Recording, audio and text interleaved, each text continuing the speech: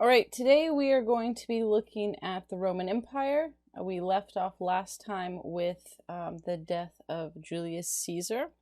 And so we're going to look at what happens after that. So one of the first things that takes place is figuring out kind of what was going to go on with Rome after Caesar's death. And there was definitely different opinions about what was going to happen. For the Senate, who took part in his death, they had claimed that a tyrant was dead and that it was necessary in order to save the Republic. Right, so that was their justification. I mean, and we've seen that this is kind of the justification with Sulla and Marius. It was the justification with Caesar. It's the justification with the Senate, and Augustus, or Octavian, before he becomes Augustus, uses it as well. So it's not anything new, but it's the idea of this is why we did it, right? He was a tyrant. He was trying to become king. We had to in order to save the Republic. And so they tried to go on essentially as if nothing significant had happened. You know, they're going to have their meetings and go back to the Republic, and things would be good. The next group of players were Octavian and Mark Antony. Now, remember that Octavian was the nephew of Julius Caesar, and he was the nephew. But then what happens is that in Caesar's will, he adopts him as his son, and this was common in Roman times. If you didn't have a son or an heir, or in some cases didn't want your son to be your heir, that Romans, what they would do is that they would put in their will. So sometimes they did it before. It didn't have to be in the will. But adoption in Rome, there was technically the adoption of younger kids that did take place. But a lot of times when they talk about adoption in Rome, especially within the political realm, what it actually means is that they adopt either a family member that isn't directly their son, or even a non-family member to be their son. And you can do this while you're still alive, or it can be done in the will. And then the idea is that they legally... So Octavian, we're still under Octavian here, he legally became Caesar's son. And with becoming Caesar's son, this allows him to inherit, right, his money, as well as legitimacy. And this is important when we talk about the triumvirate that we'll get to in just a minute, is that puts Octavian on that path of the legitimate senator, essentially. And so this was a shock to Mark Antony, because Mark Antony was, he was a soldier, and he was also Caesar's right-hand man, and had been with him and was a close confidant, and he had thought that he would be Caesar's successor. So he wasn't particularly happy that that Octavian was named Caesar's son in the will, and so this brought up an issue of here we'll put not happy about Octavian. So this ends up bringing up an issue about money, because Octavian then is technically due to inherit all of the money of Caesar, but Mark Antony was put in charge of that. He was like the, what's the term for when you have a will, executor of the will? That's basically what, in part of it, he was put in charge of finances. And some of the arguments were that Octavian was too young. He was only 19 at the time, and to manage the estate and the finances. And this gave him an opportunity to continue to hold on to that. And so, of course, Octavian believed that Mark Antony was holding on to Caesar's money, and possibly stealing from him, if not stealing, we'll say, or withholding money, right? So there was a combination of both. You're stealing the money from me, or you're at best withholding money that's rightfully mine to do what I should want to do. So there was already, so this created tension between the two. From the very beginning, you had the problem of those two not particularly caring for each other and having issues. And this is going to eventually come to head with the civil war between Mark Antony and Octavian. So the next thing that they decided to do, though, is that there was some recognition that they had to work together because they were put into this position. And so the goal became to have Octavian become consul. And then they would work together to essentially have a lot of power and control within the Roman Empire. And this is done through the Second Triumvirate, where you have the players this time are Mark Antony, Octavian, and Marcus Lepidus. So Lepidus had the money. Octavian was the legitimacy with the Senate. And Antony was the popular one. Right? So basically Octavian was like in Pompey's role, and Mark Antony was in Caesar's role, although it's going to reverse who ends up being in charge. So from this, you get Octavian as elected as consul. Now the Senate, for their part, why do this, right? Because that's one of the questions with this is you murdered Julius Caesar. You said he was a tyrant and you saved the Republic, and then you elect his nephew / adopted son as consul. That seems to not make a whole lot of sense. So there was a couple of things. One, they hoped it would repair some of the tension, perhaps, so you could use it, of killing Caesar. So it was meant to show, like, look, we have no ill will towards the Julio-Claudian family. We didn't do it because we, wanted Caesar's death. We did it because we had to. So in some sense, right, it's a way for them to reinforce their justification of their argument. The other thing is that they thought they could control him. Right? He was young, and they thought, and he kind of had a reputation of being a little weak and meek. And so there was this kind of belief that, hey, we can, put him on as consul. It will look good. That will put image. Because that's part of that justification. But image was a big thing. It'll look good. And then we can get him to do what we want, and problem solved.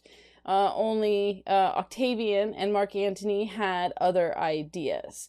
I forgot to pull up the video, so I'm going to get that up real quick, and then we're going to watch from HBO Rome a clip. Now, it's not entirely accurate with the way of what he threatens, but the way that he comes in as consul, and the realization that he's not going to be a pushover and do what they said, it shows it in a great way here. And definitely the senators realized very early on when he became consul that he wasn't going to play ball, even though he pretended that he was. All right, so this is the clip of from the HBO Rome of Octavian being announced as being elected consul. So he's just been made consul, and this is the Senate that was involved in Caesar's death. And again, the realization that what they thought was going to happen didn't happen.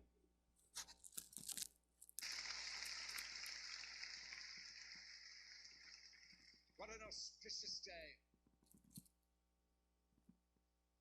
Many gave their lives that we might stand here once again, united in the government of a lawful republic.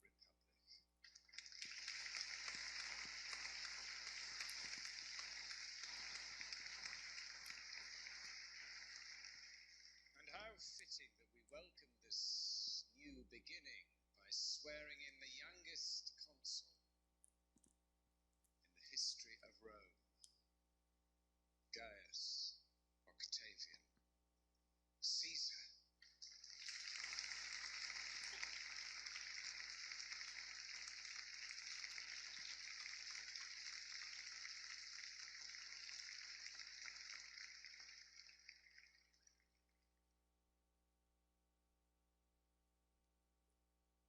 Esteemed senators, I take this first moment before you not to glorify myself, but to honor my father. In his honor, I declare that my term as consul shall usher in a new era, an era of moral virtue, of dignity. The debauchery and chaos we have had to endure will now end. Rome shall be again as she once was, a proud republic of virtuous women and honest men.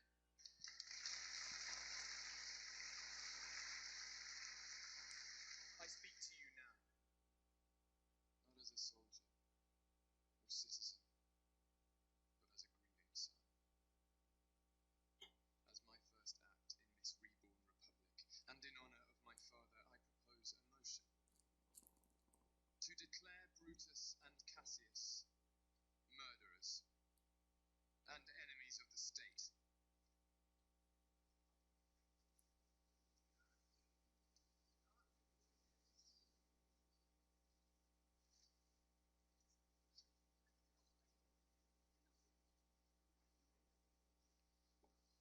My dear boy, this is not what we agreed. It is not. Nevertheless, hear me. Brutus Cassius, many friends, you will split the chamber, the unity of the republic. Step away from my chair. My father died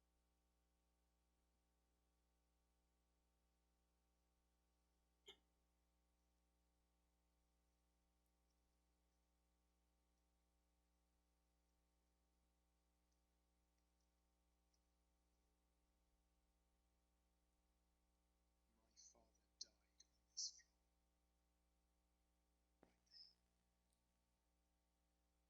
Stabbed 27 times, butchered by men he called his friends. Who will tell me that is not murder?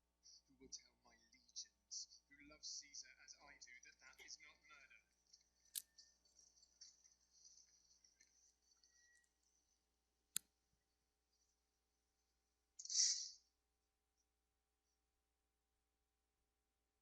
Who will speak against the motion?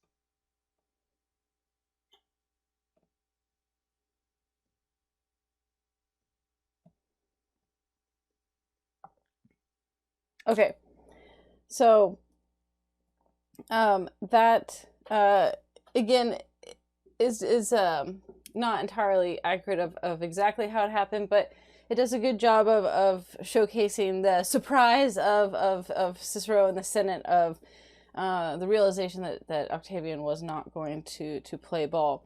So one of the things that they did early on is that Mark Antony and Octavian, is that they did not follow Caesar's earlier practice of forgiving everyone and bringing them back to restore the Senate. Instead, after the triumvirate was formed, they initiate a whole bunch of purges. And there's a couple of reasons for it. So they go around and they order the killing of a lot of people. And that included some of the senators that were responsible for Caesar's death. And then there were also a lot of patricians, because patricians are wealthy. And then they had essentially an enemy list. And what's crazy with this is that they negotiated names. So Mark Antony wanted someone on the list, and Octavian's like, well, I don't know, why do we need to have him? And so they would barter over some of the names. And the reason for, well, the senators, it's obvious, right, as far as retribution. And so a lesson learned from Caesar, right, that he forgave him and brought them all back, and then they stabbed him. So get rid of your enemies so they don't assassinate you. That's definitely one of the lessons with that. But why the patricians, right? Well, one of the reasons was money. Because what they did is they confiscated their money and property. And the reason that they needed to do this is in part because, right, he says, my legions, right, you had to pay the military. And remember, with Marius and Sulla, what had happened and then followed with Julius Caesar and after, is that the senators and consuls and stuff like that, they had their own armies. That's why he calls them my legions, because they are. They're Roman soldiers, but they're Octavian's legions. Mark Antony had his, Octavian had his. And you had to pay them, and it was expensive. But you needed the military. That's why they needed the third guy for his money. And Crassus was actually a friend of Caesar and Pompey's. Lepidus was not. He was used for his money and the wealth that he had. And so they were so much more vicious in taking over power. And the brutality of the mass purges that they did, and the callousness towards killing people. Again, you had some on your enemy list, and you had the senators who had killed Caesar, but there was a whole long list of patricians that they just killed because they're confiscating their property and their money was beneficial to them. And they didn't have any qualms about doing so. What was successful about this was that it got them their money and their ability to manage and control the military and pay them, at least until they found some other kind of conquest that could cover those costs.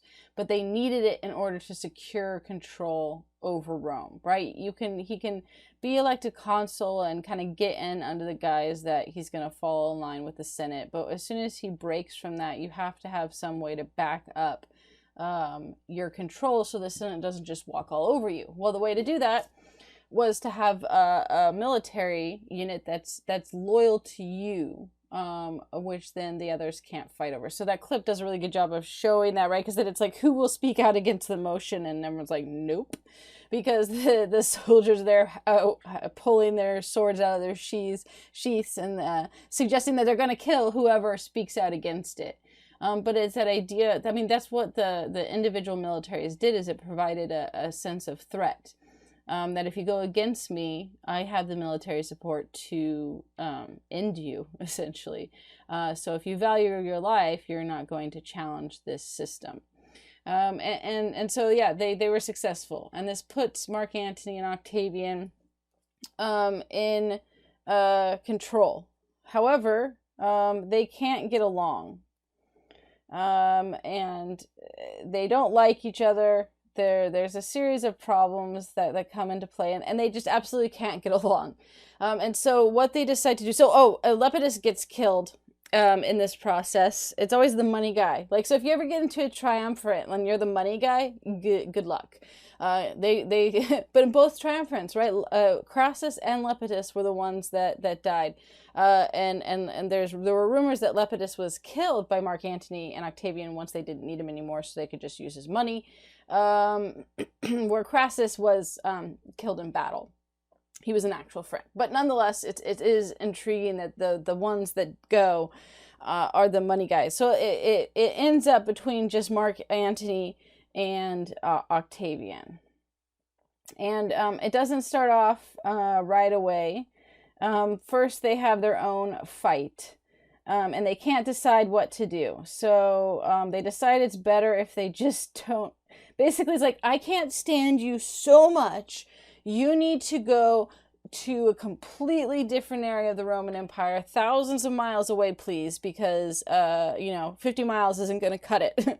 And so Mark Antony decides to go to Egypt, which ends up being his downfall. Let's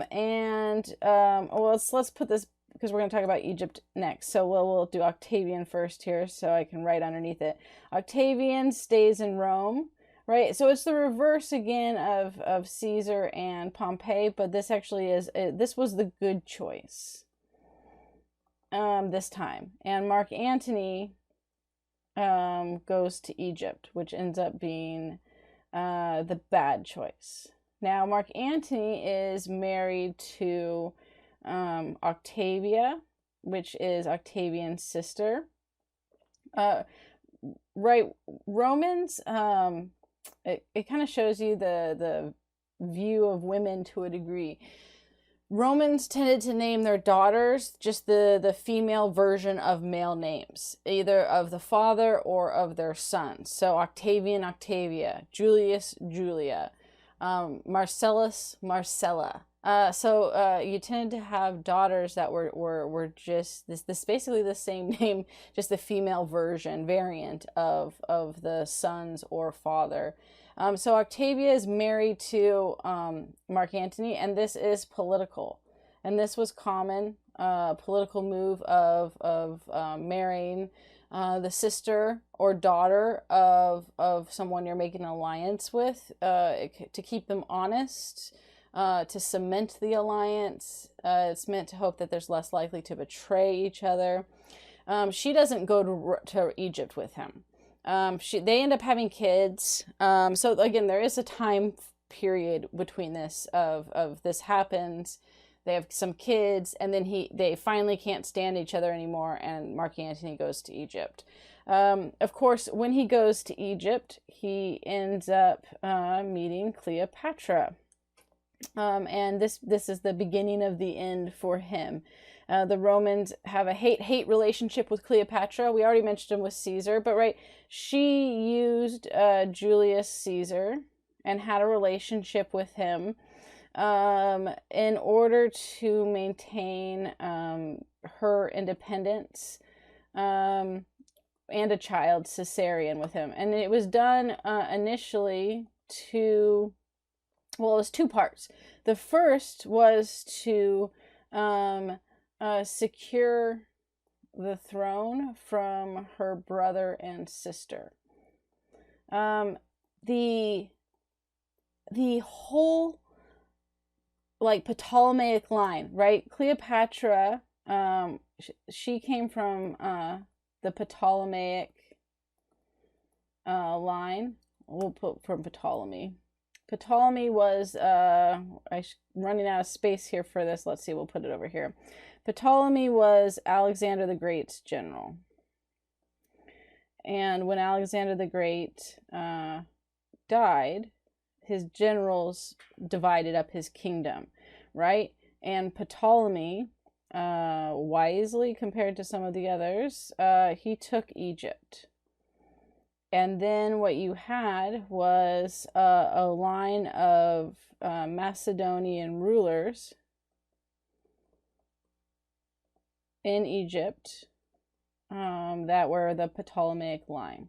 Okay, so Cleopatra was the last of the Ptolemaic rulers. She had a younger sister, but her sister didn't end up really ruling.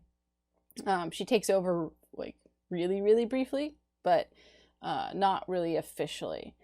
And so the Ptolemaic line, though, at least within the last years of Egypt, was really messed up. They killed each other, aunts, uncles, parents, children, siblings. They constantly were murdering each other. It's amazing that Cleopatra or any of her siblings lived into any semblance of adulthood, with the amount of backstabbing, killing that went on just within their family line. So Cleopatra married her brother. And now this again was common with Egyptian pharaohs. And it's interesting, right? They're Macedonian Greek. You had a whole Macedonian Greek upper class that lived in Egypt with the Ptolemaic line. And in fact, what made Cleopatra unique was that she spoke Egyptian.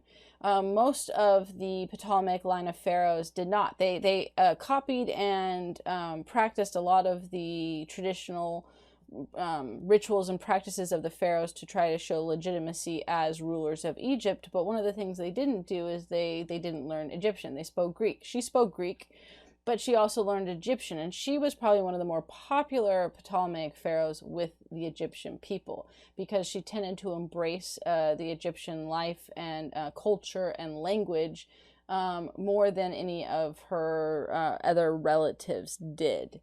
And she was also described as super smart and super intelligent.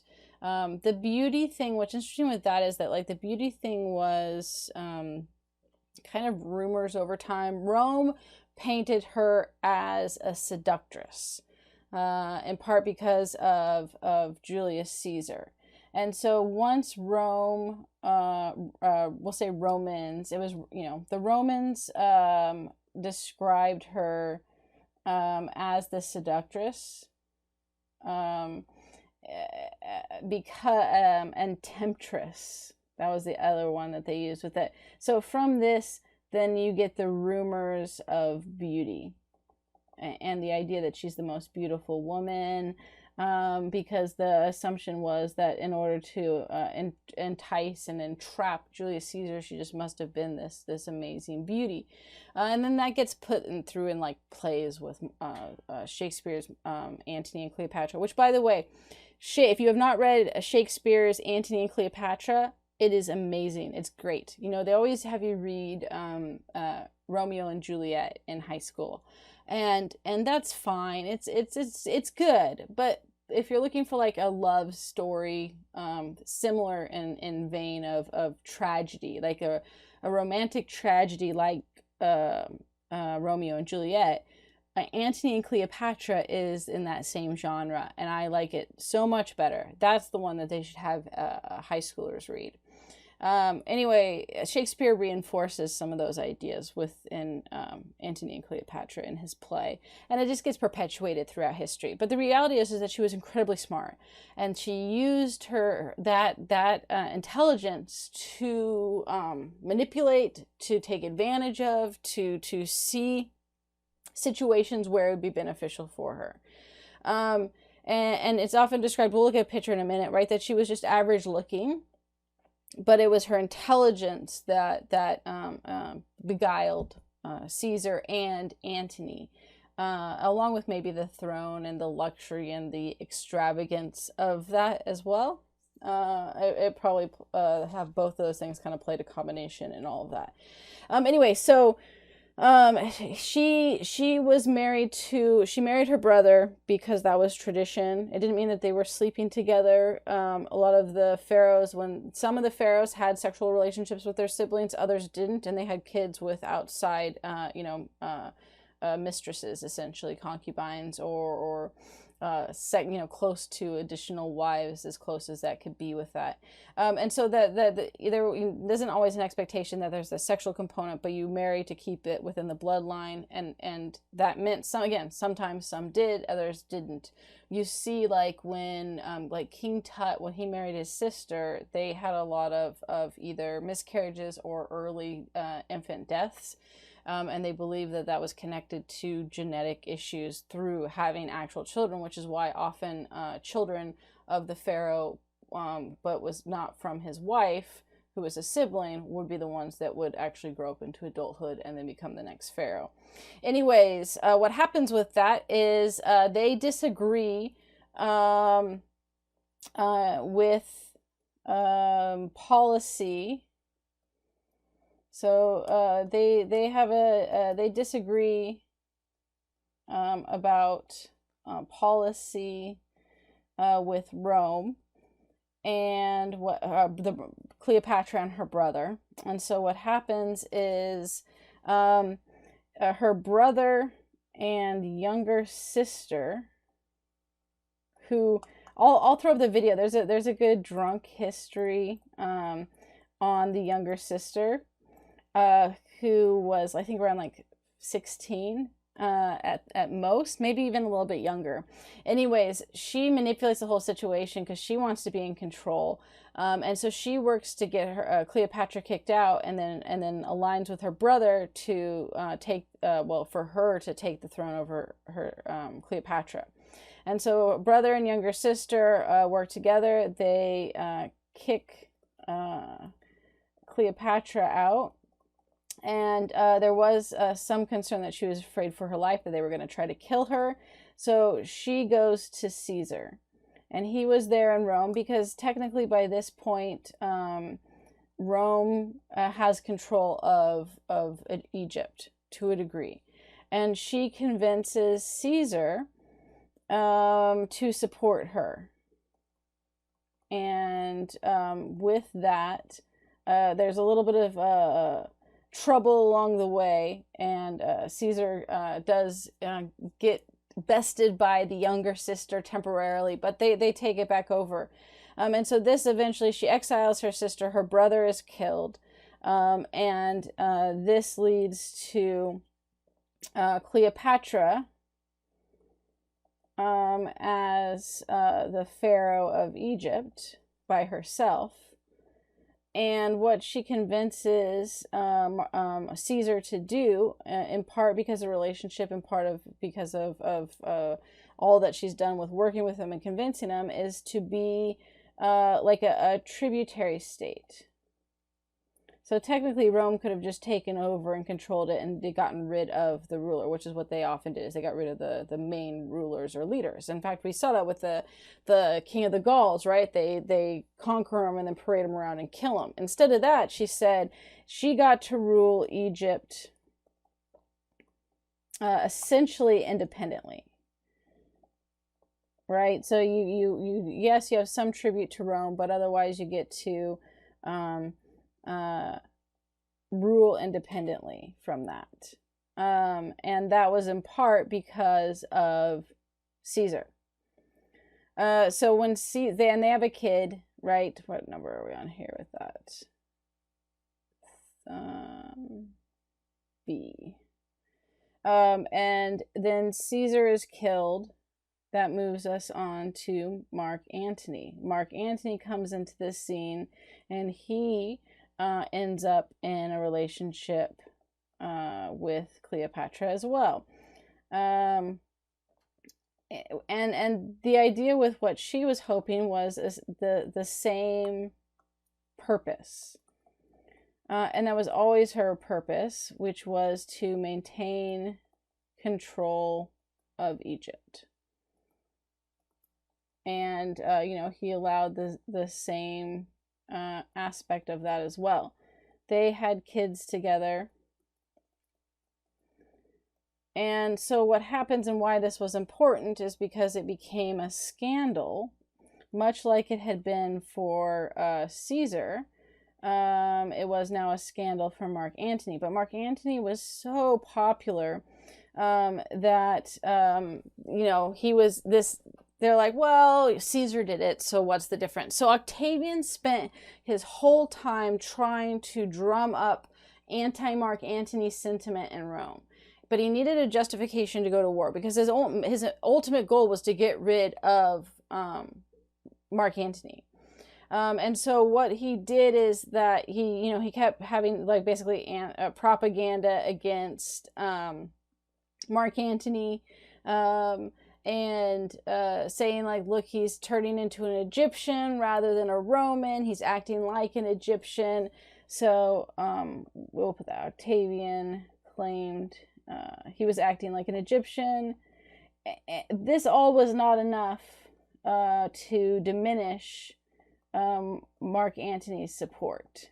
But this is why it was the benefit that Octavian stayed in Rome, because he was able to constantly put forth that he was following Roman values, while Mark Antony was, moving further and further away from it. He's married to my sister, but he's having an affair with Cleopatra. He's acting like an Egyptian.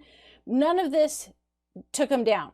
What did was that there was supposedly a will made that set up his two children, a girl and a boy, to be queen and king of Egypt. And this was, Octavian had spies in Egypt that were reporting back to him what Mark Antony was doing. Trying to get dirt on him and all of that. And finally, he sent a copy of the will back to Rome. And Octavian was able to use this. And this was successful. He said, see, look, Mark Antony is trying to be king. Now, there was nothing in the document that actually said Mark Antony would be king. Just that his kids would be king and queen of Egypt. But that was enough for the Romans, who hated kings. And so the Senate gave him authority to get rid of the tyrant who was trying to destroy the Roman Republic. And they used it, right? Octavian used it in that term as well, that he needed to save the Republic. That Antony was trying to be king, that the Republic was in danger. And so that he was the good guy, but like I said, that was the whole benefit of staying in Rome, is it put him in this positive light that he could then control the media, essentially, of the narrative of Mark Antony. And Antony was also way too preoccupied in Egypt and didn't pay enough attention. And then the continued campaign against him, and so they go to war. And for many, the belief was that Antony was the better soldier, and he was. And so there was a lot of speculation that Antony would win, and for a while, it looked like he might. But then you have what really ends the civil war is the Battle of Actium. And the Battle of Actium was in 31 BCE. And this battle was a naval battle. And then you had two ships. Well, you had lots of ships. But Mark Antony and Cleopatra had their ships. And in the middle of the battle, Cleopatra turns around. Now, there's tons of speculation of why this happened, but for whatever reason, she turned around. And that alone was bad. But what was worse is Mark Antony followed her. So you had the two commanders in the battle leave. So not surprisingly, they lost. This leads to them going back to the palace, and Mark Antony commits suicide. Now again, there's a lot of different stories about this, of why this happened. And then Cleopatra is going to open up the doors of Palace to Octavian. The belief, one of the arguments was that Octavian had reached out to Cleopatra and was like, you're going to lose, but if you, help me defeat Mark Antony and open up your gates, there's a suggestion that he implied that he would continue this similar structure that she had had with Caesar and with Antony. And so some suggestion is that she made a pact with Antony to commit suicide after they lost the battle, and he did and followed through with it, and she didn't. Others was that Mark Antony, so distraught at realizing that he lost and that he was about to be paraded in Rome as the enemy and then killed, committed suicide, which was again seen as an honorable death. Either way, Mark Antony committed suicide, and Cleopatra opened up the gates to Octavian, and her goal was the same as always. Well, we'll just put same goal, right? It hadn't changed. What's gonna change is that Octavian is not going to participate or follow through with the structure of rule. Once she learns this and becomes aware that what she becomes aware of is that he wants to treat her as a conquered ruler. And she was familiar with how the Romans treated their conquered rulers. So after they have this conversation, she commits suicide as well. And Octavian actually applauded her for being able to do so. Because after the conversation, he posts guards at her door for her safety, he said.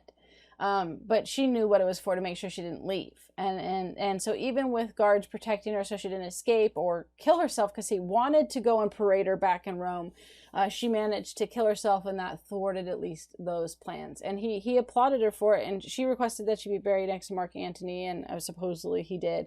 So we're going to watch the next clip, also HBO. And what I love about this clip is it shows her meeting Octavian for the first time. And they're saying one thing, but there is meaning behind it. We don't know exactly what was said in the meeting, but this is, it's implied that it wasn't straightforward, but she knew what was going to happen, and so she committed suicide. So they did this brilliantly with, they're having a conversation out in the open that sounds like one thing, but the subtext behind what's going on is completely different. So when you're watching it, pay attention to like, what about that conversation would make her think she needs to go and commit suicide rather than be taken as a conquered leader.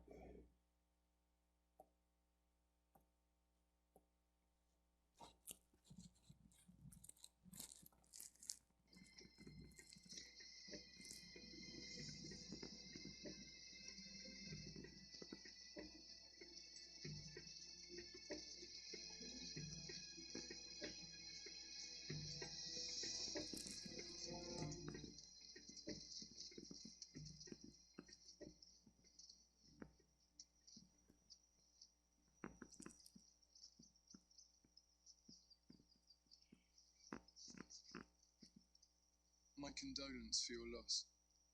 He died well. If there's anything we can do for you, anything you need. It's so kind of you to ask. Your well-being is my chief concern. Thank you. I have been so scared. I'm not anymore. No? Antony painted you as a cruel monster. But it is not so. I sense that you are a good and honest man. I'm not wrong, am I? My children and I are perfectly safe. You are. Even Caesarion. He's just a boy. He's no threat to me. I keep my crown. I remain Queen of Egypt. You are Egypt. How could I replace you? I am content. We shall be good friends. We shall. As a friend, would you grant me one favor? Of course. Come with me to Rome. Let the Roman people see and rejoice that Egypt and Caesar are reconciled. I would like that very much. Perhaps next summer when our mourning for Antony is done. Yes. Or perhaps sooner. My ship is large and comfortable. It's so good of you. I shall have to consult my priest. A voyage so soon after a death. Please. You would be doing me an immense honor by coming with me as a guest. I would be eternally grateful. How can I refuse? And the children, of course. You must bring the children.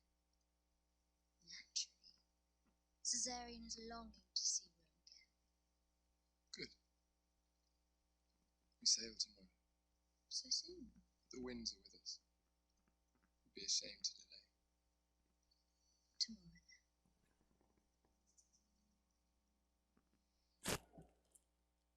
Okay, so with that one,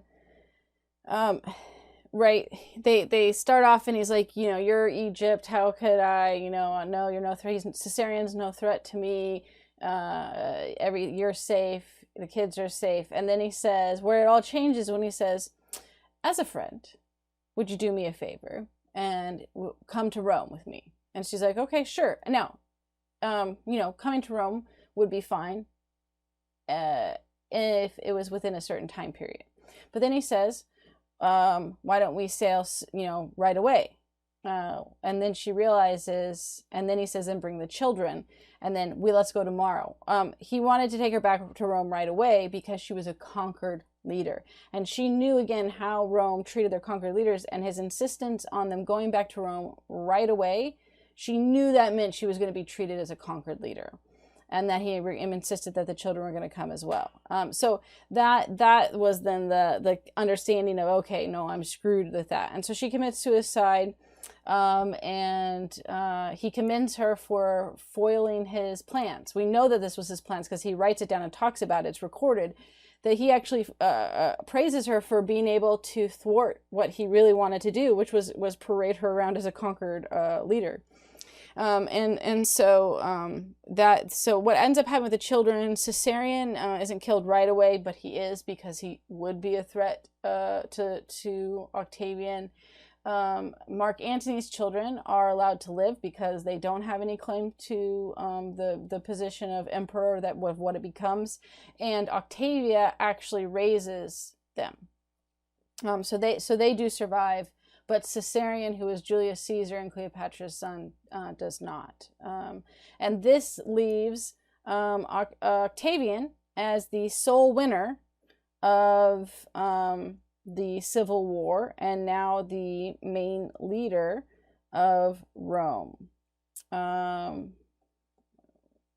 was all under that first one, so we'll put 2. We'll make this Augustus. So how Octavian becomes Augustus. Let's look at the pictures first, and then we'll go back to looking at how Octavian becomes Augustus. So this statue is of Augustus, and it definitely is of Augustus, not Octavian. I mean, he's the same person, but there is a clear distinction in how Octavian is represented versus Augustus. And this definitely fits more with the classical period of Greek sculpture. And a lot of Roman art is just ripped from Greek style. So you have that idealized style. It's optimistic. It's an emphasis on the ideal form. But you also have, and I pointed this out with the art, but we'll do it again just to be clear with that, is that you have the toga which is with the Senate and the idea of government. And then you have the armor of the soldier. And so it's meant to showcase those ideals not only as a soldier, but as part of the government and that duty to Rome. And so that was definitely this. Oops, dropped the pen. I always seem to drop the pen now these days. But there's definitely that sense of that idealized concept of Augustus in this, and how he looks. He wasn't ever described as fit and muscular, but he looks pretty fit in this sculpture. This is just a rendition of Cleopatra, not accurate, but you tended to see, although more accurate than some, but you're going to see a lot of paintings and portraits, and it makes her always look as the temptress or seductress. This is, they actually think, a bust of what Cleopatra actually looked like. So again, more kind of ordinary looking than the idealized form. Like I said, again, this one isn't horrible. There's definitely this is more realistic than some of them, where that's meant they kind of portray her as the most beautiful woman out there. But it does go with like kind of the luxury and style of which she did flaunt around, of being queen, of being wealthy, of the extravagance of being a pharaoh. And Rome never liked that component of it. So Augustus, how Octavian becomes Augustus, on January of 27 BCE, Octavian goes to the Senate. So this is where you have the 31 BC is the Battle of Actium, and some argue that that's the start of the Roman Empire. Others say it's 27 BCE with when he goes to the Republic. So Octavian goes or to the Senate, and says he is there to give his power and authority that they gave him for the war back to the Senate. So he learned this from Caesar. The mistakes of Caesar and what not to do, which is make the Senate think they're making the decisions. I mean this was a facade. He didn't think that the Senate would accept, and he didn't want him to. But what he does is he goes to the Senate. All right, I've done my job. I've defeated Antony. I've restored and saved the Republic. All of those powers you bestowed on me to do so, I'm giving those back. The Republic can go back to normal. And the Senate did exactly what he wanted them to do. But it's perfect because, so what they did is the Senate said, no, please stay. And they begged him to remain in power. And on top of that, added a whole bunch of awards and power. So this worked exactly what his plan was, so that if they ever said, hey, you're acting like a tyrant or a king, he'd be like, I tried to give you back my power. I went out of my way after defeating Antony to say, I have completed my mission. Here you go. Let's go back to what it is. And you guys begged me and insisted that I stay and keep power. So it was perfect because they couldn't claim he was trying to be tyrant, because he could counter with that situation.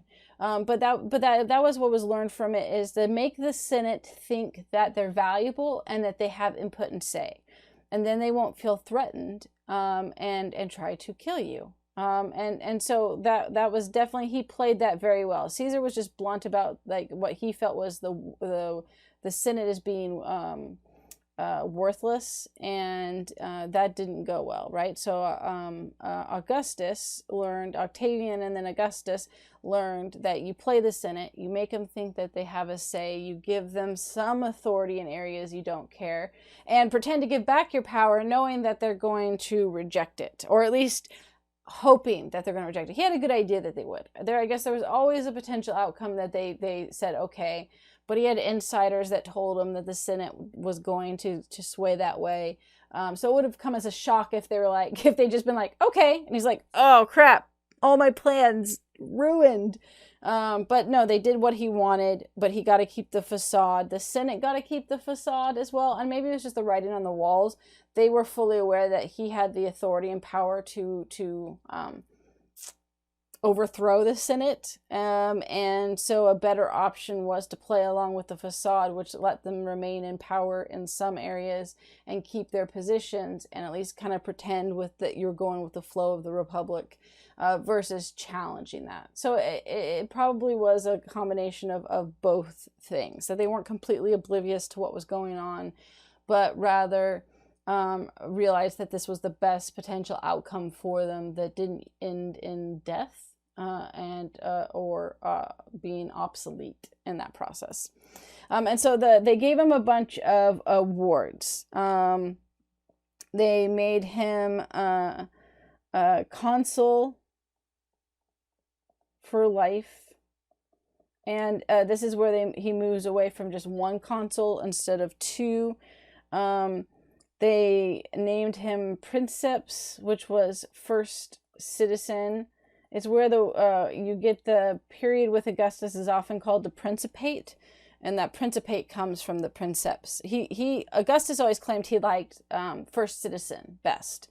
They gave him the title of Augustus, which is essentially like awesome, right? Awestruck, awesome. They wanted to give him the title Romulus, and he was like, nope in that one real fast, because Romulus is associated with being a king, and I'm not gonna fall into that trap, you tricky senators. Whether that was intentional or not, but yeah, they tried first to say that we want to give you the title of Romulus, and he was like, yeah, that's never gonna happen. Good try, guys. They gave him a crown of laurels. The crown of laurels is actually what he was wearing in that HBO clip. And the crown of laurels, it's a branch, well, not just a branch. It's the leaves from a tree, a laurel tree. And the Greeks gave the crown of laurels to Olympic victors. Rome gave the crown of laurels to military victories. As well as sometimes other just important special events. And they called him the savior of the nation, and herald that he had a connection of the golden shield of the ideal Roman man. And they also gave him control of the military. I mean, he already had the loyalty to start, but they expanded it. The titles itself were not what gave him the power. Right? Titles are good for propaganda, right? The power came from the money and the military control. So he ended up taking over the rest of the Roman military, and then the wealth that he had, both from being an heir to Caesar, along with what he'd gained over the periods of control before fighting Mark Antony. That's what allowed him to continue controlling it. Plus, why allow this change, right? Allow the change to empire, because the reality is.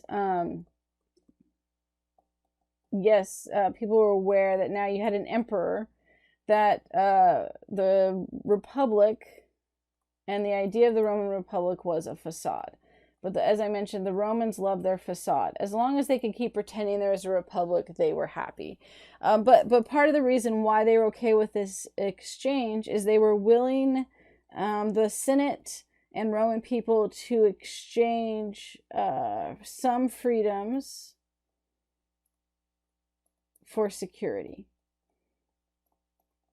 right? The freedom of government in a republic, because there had been lots of war, hundreds and hundreds of years of war, hundreds of years of civil war, hundreds of years of war, and so there was a lack of economic security.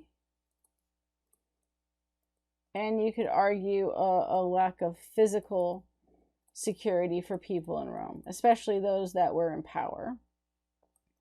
And people were tired of this. They wanted security. They were willing to give up the actual republic for the facade of it. They probably never would have been willing to give up the facade. If he'd just been like, I'm king, they probably would have been like, no. But because he kept the facade, they were willing to go with that. So one of the things that we'll do the res gestae first, and then we'll look at the moral reform. Augustus really did think like that Rome needed to be reformed. And that's going to come within moral reform and stuff like that. But the other thing that he did is at the end of his life, so the res gestae, or divine deeds of Augustus, was commissioned by Augustus at the end of his life. And it was put on a large brick pillar, display for people to see. And it was meant to be, so Augustus created it. I mean, he didn't chisel it, but what would be on it? And the other thing was that it was meant to showcase all of his accomplishments. And what it shows us is what was valued and important. And the definitely the themes that we've looked at from the myths play a role in this. The other thing you see with it was the golden shield, which was inscribed on this golden shield was the 4 virtues of an ideal Roman man. And they kind of just expand on what we looked at with the themes. So the first was virtuous, which is virtue. Then you have clementia, which is clemency. Like, sparing people, forgiving people, letting people go. And then you have institutia, which is institution. That's like the duty to Rome, right? That's definitely the Roman system, the government, that type of stuff. And then pietas, which is piety. Oops, guess I took up my space there. And the Romans saw themselves as very pious people. And even though a lot of their religious structure was just the ritualized aspect of it. So what I want to look at is the res gestae and just point out a few ideas of where you see these, where you see virtue, clemency, institution, and piety. Institution, because I'm out of space, this would include justice and equity, as well as like building projects, anything that suggests duty to Rome, right? That's definitely that one. Virtue could come into play with some of the justice and equity as well. Being a good man, putting Rome before the individual, that type of stuff. So let's look at that. Here's the res gestae. So the very first one, right at the age of 19, on my own responsibility, at my own expense, I raised an army with which I successfully championed the liberty of the Republic when it was oppressed by the tyranny of a faction, which is against Mark Antony, right? That one is Mark Antony, against Mark Antony. But it's again, my own expense, right? That I'm putting Rome before myself. I drove into exile the murderers of my father, avenging their crimes through tribunals. And so you have this idea with this one of virtue. This one could be virtue or institution. I undertook many civil and foreign wars by land and sea throughout the world. As a victor, I spared the lives of citizens. Clemency. Right, so each of these showcase some of those values, and some of them have together, where a lot of them you could put virtue and institutia or institution together, or some you have institution and piety together, because they do go hand in hand. But he didn't include everything. He did do these things. This is definitely propaganda. He did these things, and yet it's propaganda because it was displayed out for all to see, and he only picked the good things that he thought were good things. But it was his resume of, here is all of the good things I have done in life to show you how I am a good ruler and how I was the ideal Roman man. You have, I'm Pontifex Maximus, that's head priest, so piety, right?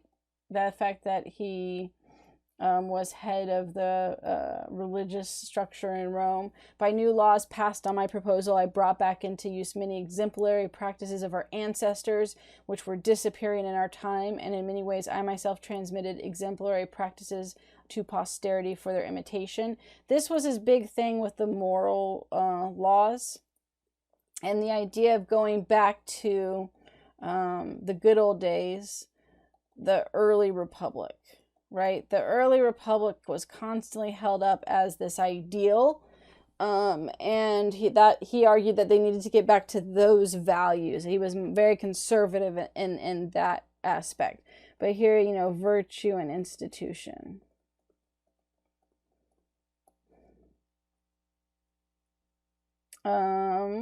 Let's see. Here we go. Another one. To each member of the Roman plebes, I paid under my father's will 300. So this one, he's giving money from his father's will of his own money. I bought grain with my own money and distributed 12 rations apiece. And then he gave more money on his 12th year, and each year he gave money. Institution, duty to Rome, right over oneself. I paid cash to the towns for lands that I assigned to soldiers on my 4th consulship, right? Same thing. 4 times I assisted the treasury of my own money. All of these fit into institution. I built the Senate house and the temple. So you have piety and institution here, right? I built the temple. I built this house. I built this structure and helped Rome grow. I restored the Capitol and the theater of Pompeii, institution. But he did a lot of things, right? I built the Temple of Mars, piety. I gave 3 gladiator games in my own name. That's institution. You might be able to put this with virtue as well. In the idea of doing the right thing. They saw the games as an important part of that. At my victory, I replaced in the temples all the cities of the province of Asia. The ornaments with my late adversary, after despoiling the temples, had taken into his own private possessions. Right, so he restored the temples. So, you go through and you can find in all of these. Right, I celebrated 2 ovations and 3 triumphs. I was 21 times saluted as emperor. The Senate decreed more triumphs to me, all of which I declined. That part is the virtue. It's also institution for all of the honors and awards. But he mentions this a couple times. Well, that was too much. I declined it when it was too much. That's definitely that virtue component of it. So yeah, all of these have that, and they were meant to highlight, each one of these numbers was meant to highlight his successes, and specifically fit in with that ideal of what a Roman man was, that's connected to the themes we talked about with that Rome before the individual and duty to Rome. And soldier. Not farmer. They kind of had moved away from that to some degree, especially as emperor, you're not a farmer. But he puts in the soldier thing a lot as well, because the Roman soldier ideal was still part of that aspect of that. Okay, so that's the Res Gestae. Again, that was in around 14 CE. This was done after, near the end of his life by him as a proposal. But all of this was showing the greatness of Rome, the greatness of him, and following that. And then he definitely believed that that idea of restoring Rome to its greater its earlier traditions, restoring Rome to its greatness. That was a big aspect of how he argued for the moral legislation and everything else. Former greatness or former glory. So within this, he basically, what he claimed was that the Republic was corrupt. Not early Republic, but where it was now. And that was evident through the civil wars, where what you had was individualism, which you definitely see in the Res Gestae, how he combats that idea and the duty to Rome, right? People were focused only on themselves and had forgot about their duty to Rome. He also argued that the citizens were no longer pious. And so he argued that he was going to implement reform, right, to bring Rome back to its original glory. And so one of the major ways that he did this was through what was called moral legislation. And he targeted a couple different things. One with more strict adultery laws, so that there was fines, that it was illegal for women with adultery. He made new rules with prostitution, specifically one of them being that because he was so pious and moral, and I say that, sarcastically to a degree, in certain ways he was, but at the same time he broke some of these rules and he wasn't any better. He wasn't this like 100% hypocrite, but he definitely like wasn't this moral figure who never did anything wrong. He had his last wife divorce her husband while she was pregnant to marry him. And then he's going to get in on all marriage laws and the anti-divorce aspects of it. He definitely had some behaviors and the way that he acted when he was younger, if nothing else, that wouldn't have fit with this whole moral legislation and stuff. Nonetheless, he said that they needed to safeguard against corruption and personal gain. A republic needed to be restored. A revival of morals was necessary. So he didn't outlaw prostitution, but you had special tokens or coins that you could buy, specifically so they didn't have his face on them. He did that. It was seen as inappropriate for you to take, actually, it was illegal for you to take any coin that had his face on it into a prostitution hall. And you could be fined or other punishment if you were caught trying to pay for a prostitute with a coin that had Augustus's face on it. And so he also, with prostitution as well, made it illegal to marry a prostitute.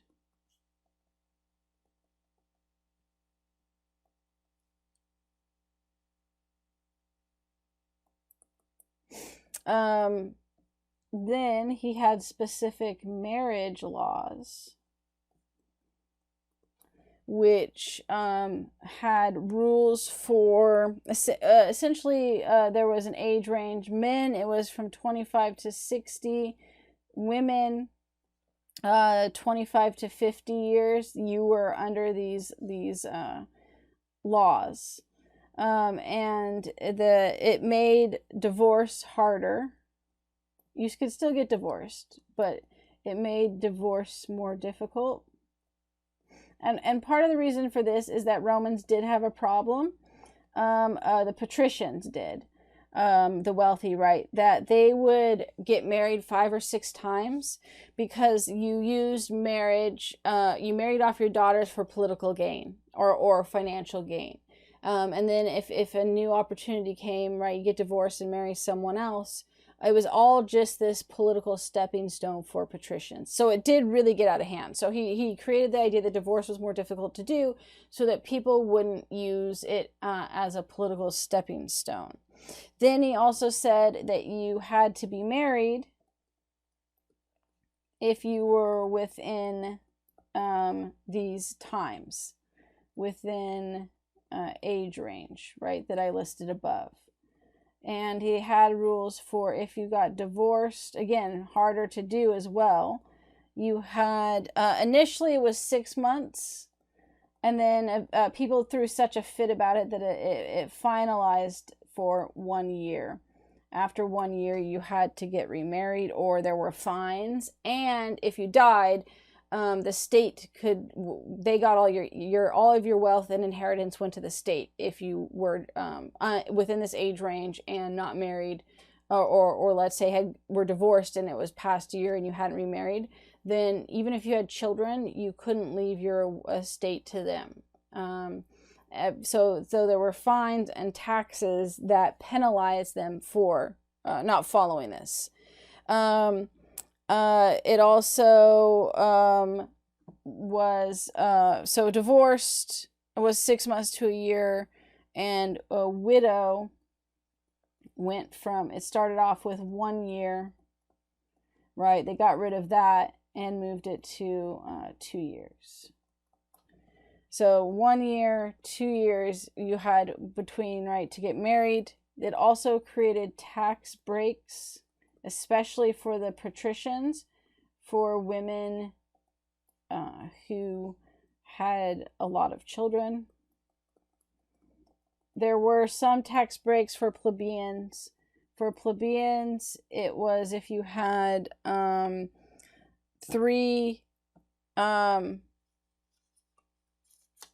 or more children, 4 children.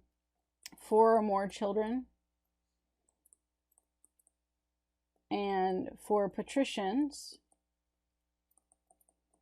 it was 3 or more children. And with this, so not only did you get tax breaks, you were no longer under the pater familial law, which was a big deal. Remember, the pater familial law, even though they didn't follow it officially a lot of the time, or unofficially, it still was in the books. And the paterfamilial law, the father family law, women technically were under the authority of their husbands.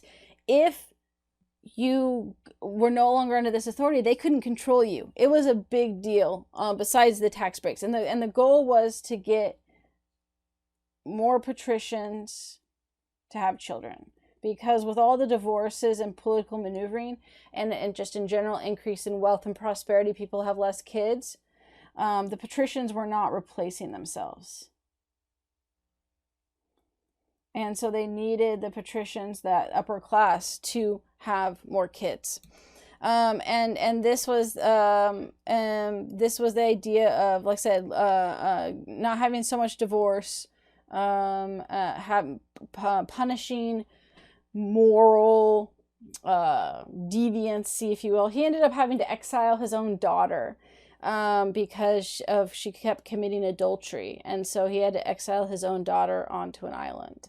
And this actually put him in conflict with the author Ovid.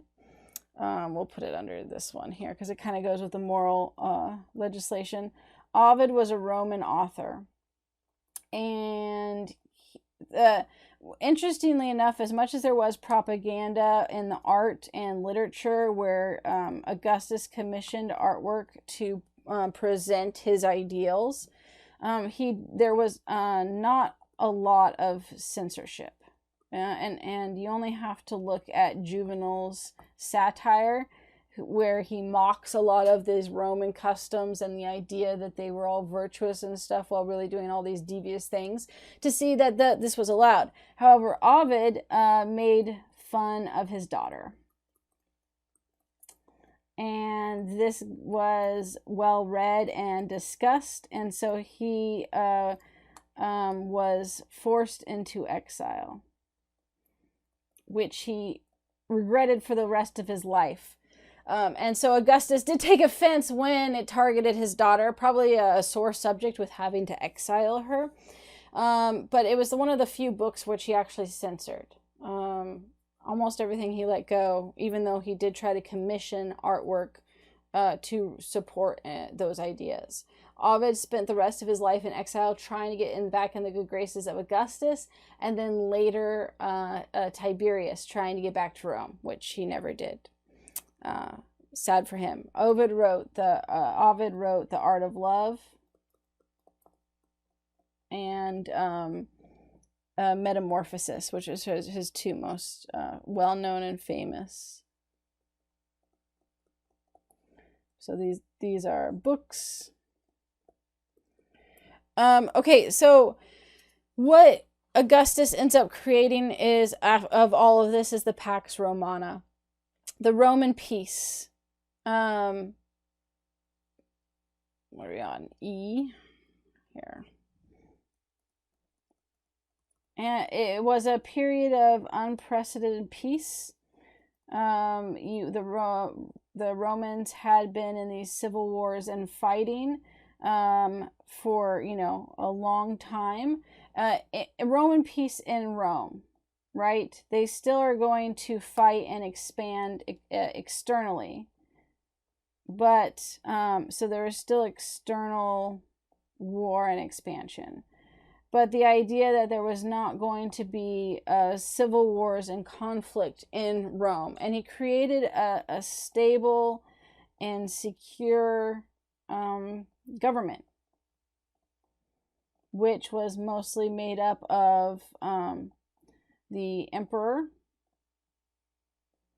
and the Senate, but created a foundation that could last incompetent emperors for quite a long time.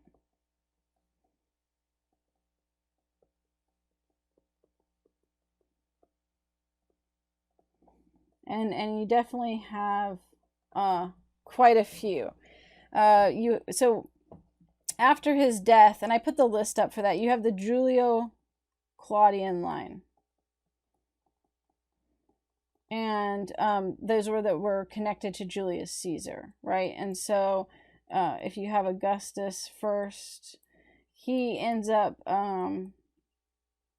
adopting Tiberius, who was a pretty good emperor as well. We'll show these real quick. All right, so you have Augustus, Tiberius, Caligula, Claudius, and Nero. Nero marks the end of the Julio-Claudian line. Caligula, Claudius, and Nero are often seen as pretty incompetent.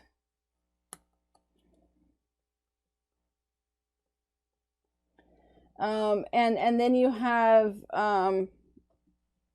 let's go back real quick.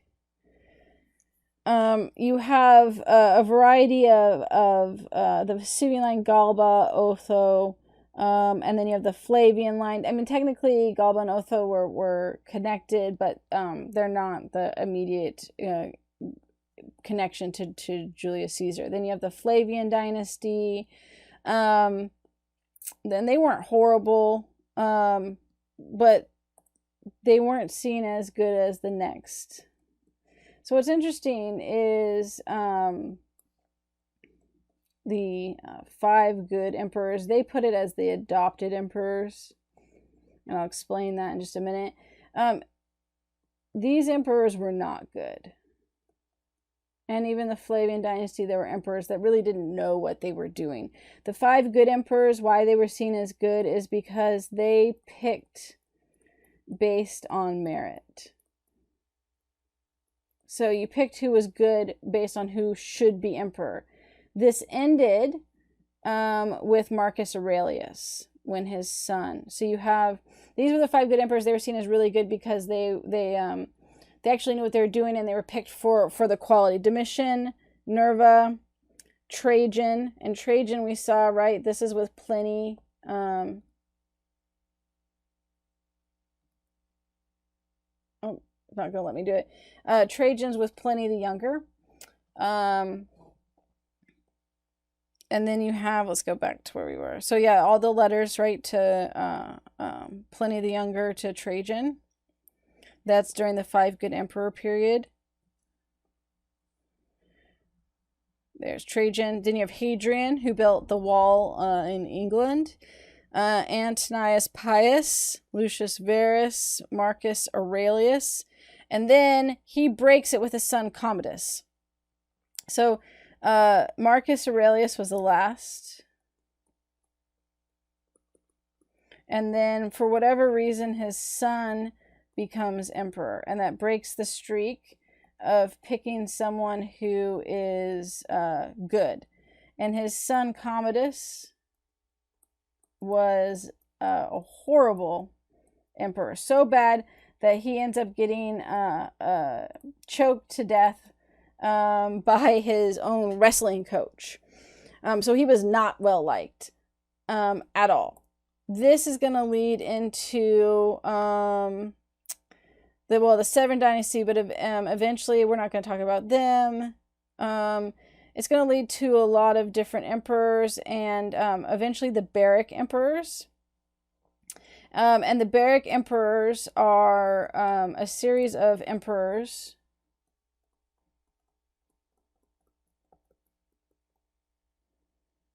who were generals, and they realized that they could take the empire, the emperor position, by force. And so you have a period of around 50 years where you have around 26 emperors, right? So only one died of natural causes because they were all assassinated. So the point with this is that you do have some periods of good emperors, but you also have a period of just insanity, and it's super impressive that this was crazy. Right? The fact that the Barrack Emperors didn't destroy the empire is amazing, because it was total chaos and just tons of assassinations. We're going to get into this a little bit more when we talk about the transition to the Byzantine Empire. So I'm going to stop there with it. But let's look at the pictures real quick. But the point is, right, that Augustus set up such a strong and secure Roman peace and structure of how the Caesar and the emperor should be, that it withheld and withstood incompetence, negligence, just pure evil in some cases, along with periods of good emperors in between, and that probably helped keep it together. But ultimately, like I said, you have a system, whereas Julius Caesar, right, he was in charge, but it collapsed with his death and then became something new with Octavian. But Augustus set up, hundreds and hundreds of years of Roman Empire that could withstand these crazy periods of time with really bad emperors. And even more impressive, right, that you could have these really bad emperors, Caligula, Claudius, and Nero, right so close to after his death, and it still didn't crumble then when it was relatively new. So just for the last parts of it, looking at the images, here's the altar of the Augustan Peace of Rome that was created, actually put in several different areas in Rome to showcase the peace of the Pax Romana of Augustus. So he was very good at propaganda and putting in those images for that. Moral reform. This is actually a marriage ceremony. And so, he commissioned art, right, in order to showcase the art under Augustus